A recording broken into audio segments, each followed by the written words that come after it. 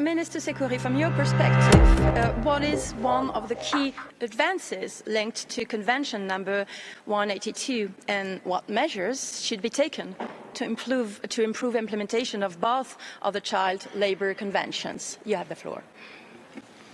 Thank you, and thanks to the audience and the speakers. I'd like to start with a personal note. 25 years ago, I was part of what we call in Morocco the Parliament of Children,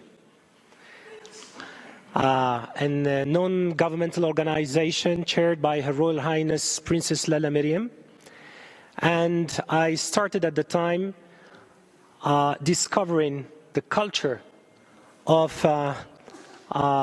children's rights.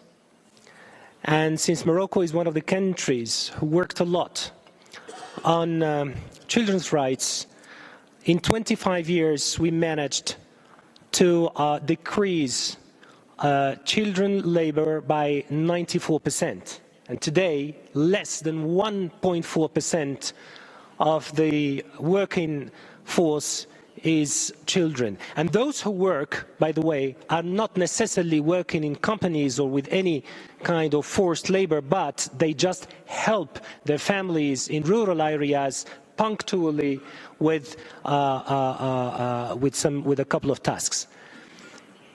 I think that we're all engaged for the eradication of children labor. It's important for our societies, for our communities, to be clear with the next generations and to make it clear that the place for children is school. But to do so, a country, a government has to be very up to the point in terms of mechanisms, strategies and tools. The first thing we did in 2011 is to clearly state in the Moroccan Constitution, Article 32, I think, that the government, the state, provides protection for all the citizens, including especially children, in order for them to live a normal life, a life of a child.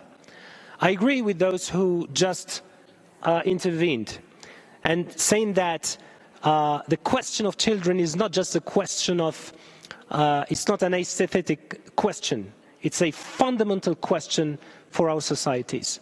I think that when you have a national integrated strategy, and we delivered one in Morocco, we managed to have this decrease, this phenomenal decrease in terms of labor work for children. But still, there are 2 or 3 major things that we're doing and we still need to progress or to enhance. The first one is vocational training, and the second one is to address all those who can leave school.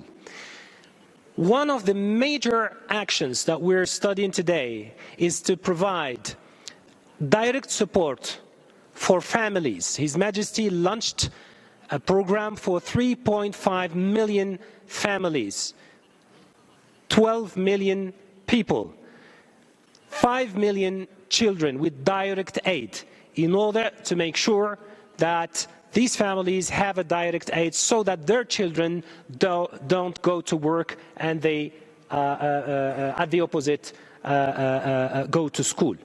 The second thing is, of course, generalizing, of course, school access with the generalization of the primary and the pre-primary level.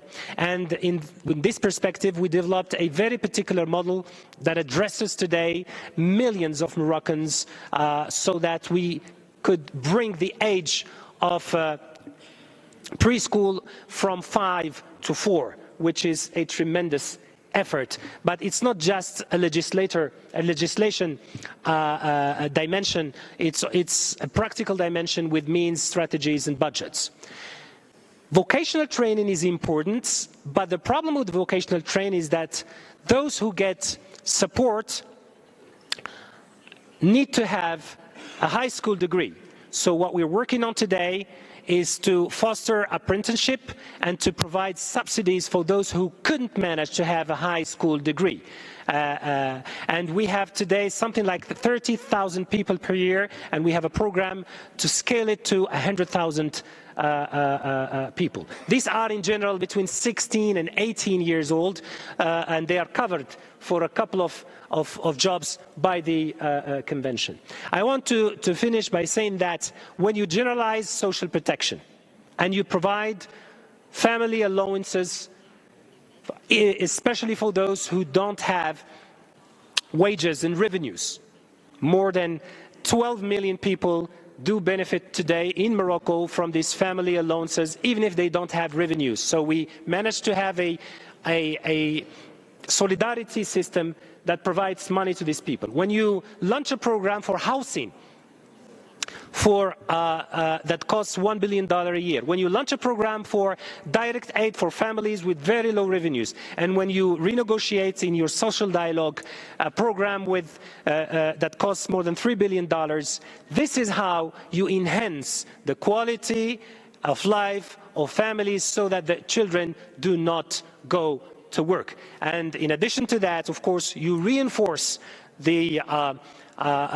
scrutiny and control of labor inspectors. We have 500 labor inspectors with very important rules, and we sensitize the companies, the Moroccan companies, also to be sure that if there is any problem with children labor, the measures are very, very hard.